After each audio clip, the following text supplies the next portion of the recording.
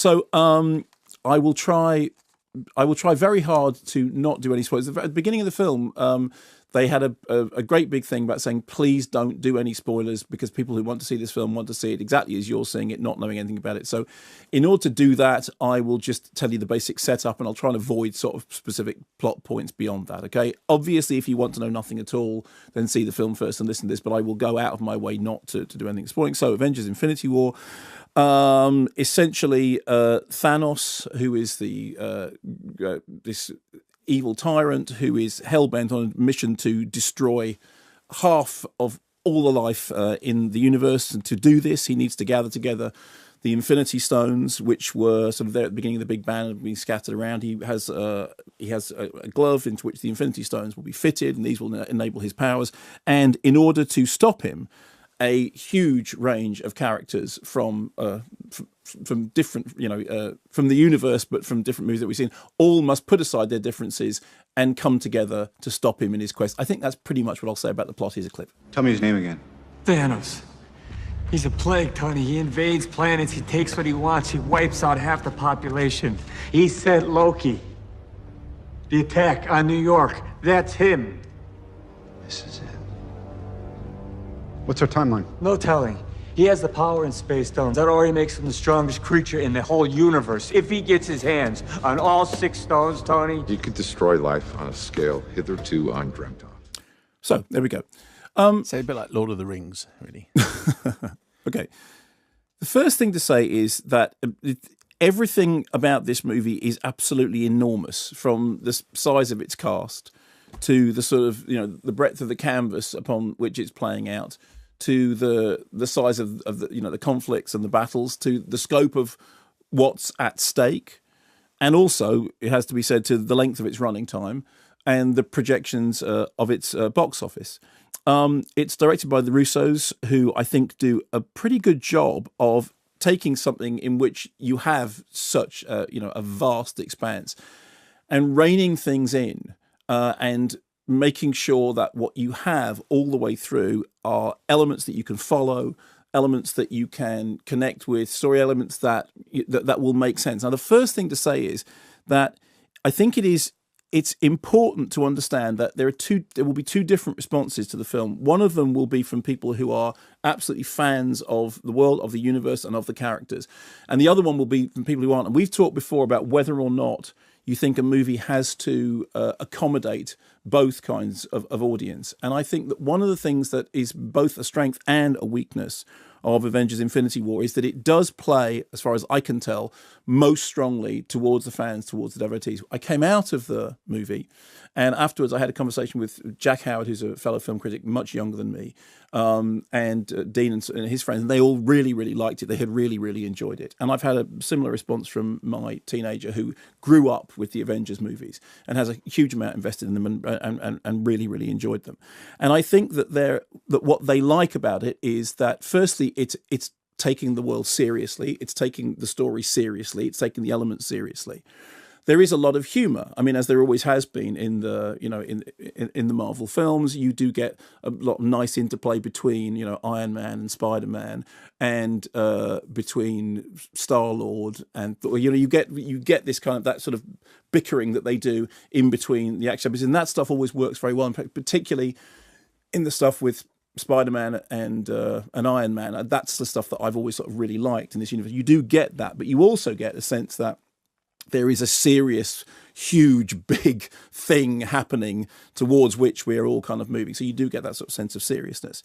However, I did feel that when we came out of the movie that we had very different experiences of it.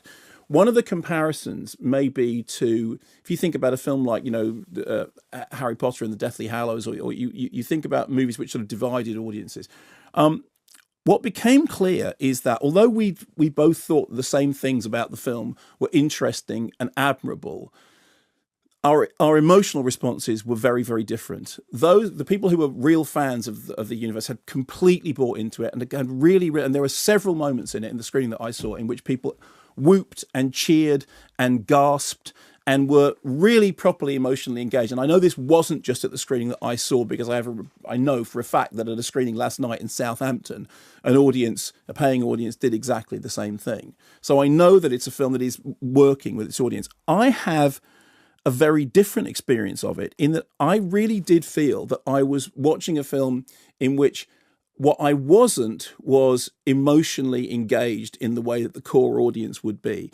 And as a result of that, I ended up seeing a lot more things that I found problematic than they did. And I think it's really important to say, particularly when you're talking about this kind of genre of film, that so much of it is to do with where you're coming from in terms of, your relationship to the characters, your relationship to the franchise. That is a really big part of it. So the first thing is, I think as part of the world and as part of the franchise, it's done a really good job. It's done that job really well. I mean, it's brought together an extraordinary number of elements, and it's put them together in a film which is very long. I know to that core audience didn't feel long, and has very clear through lines, takes risks that they didn't expect, does things that they did expect and did want, but also twists and subverts them in ways that they didn't, thrilled them, excited them, worked as a film. I had the following reservations about it. The first one is that tonally, I felt that sometimes the jumping between the light and dark felt a little bit like channel hopping. It felt like I was kind of flipping between different channels which were working at different registers, and occasionally the registers didn't work together.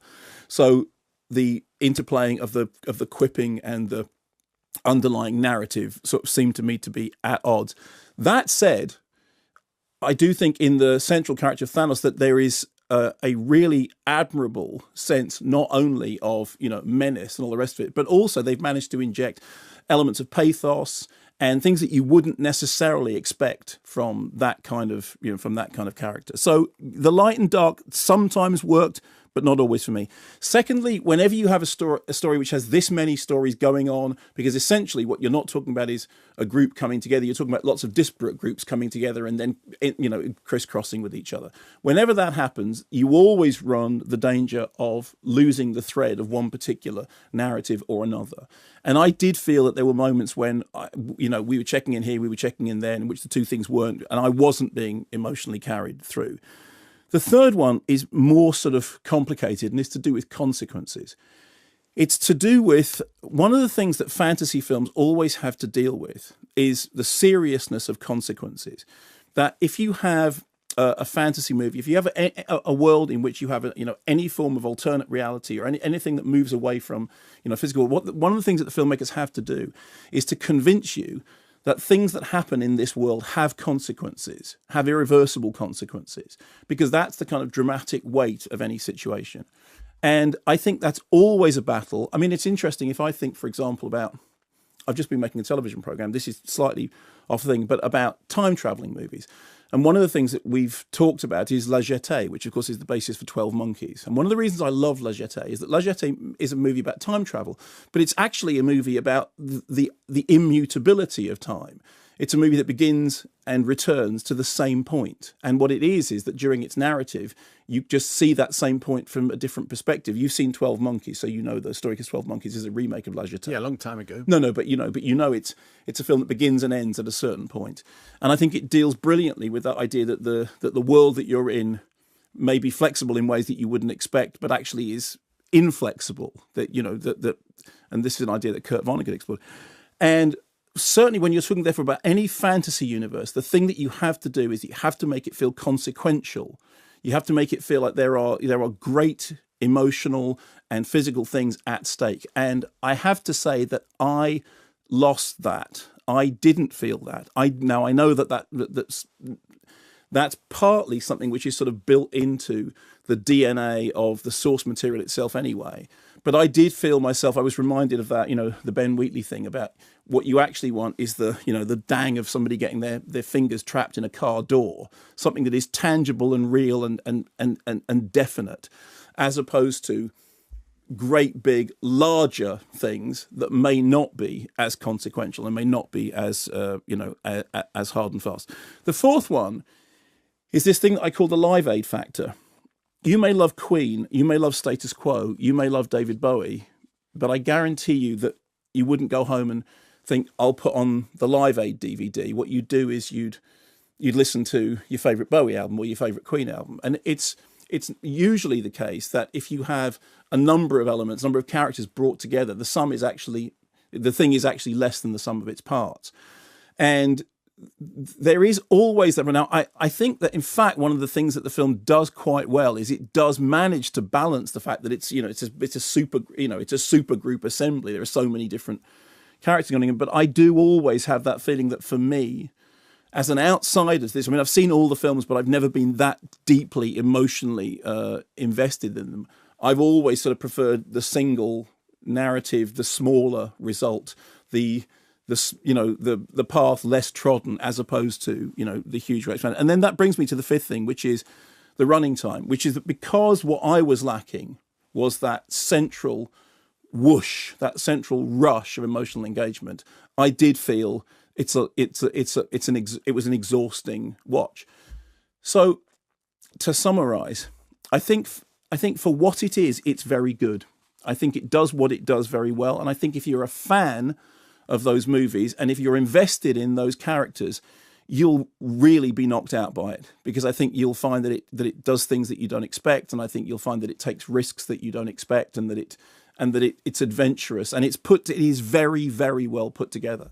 I think if you're outside of that world like me, and if you lack that central emotional connection, you will struggle with all of those things that I've said, which I hope that I've said without giving away any. I don't think you've given anything away. Okay, well there we go. I think you've danced. The final thing I'd like to say is this. Yes.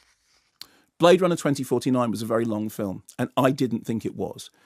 Many people didn't like Blade Runner 2049. Many people thought Blade Runner 2049 was boring and slow and ponderous, and I didn't. So bear in mind, the reservations that you're getting are from somebody who watched Blade Runner 2049 and thought, that, to me, is a movie that's the length it should be. And so therefore, bear that in mind with any of the criticisms that I make. That's where I come from. I'm the guy who grew up with 2001 and Silent Running and Solaris and, that sort of stuff. And I'm the guy who thought that Blade Runner 2049 was exactly right. And the other thing that's interesting about that, sometimes I get criticised. People say, oh, well, you only like films because they politically agree with you.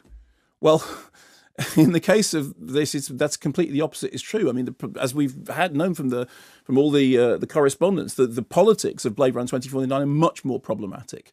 But it's a film that works, that resonates with me in a way that this didn't. But that is more, I think, to do with the disconnect between me and it than anything else. If you're a fan, it's the movie that you want. Does that make it your fault or its fault? It's not a fault. What I'm trying to do is the problem with you, or is the problem with no, I don't think there is a problem. What I'm trying to do is to honestly describe the experience of seeing it, because it would be very easy to say, yeah, I absolutely loved it. It was really great fun. I didn't, but that doesn't mean that I'm not aware that for its core audience, it absolutely works, and it does do things that are unexpected.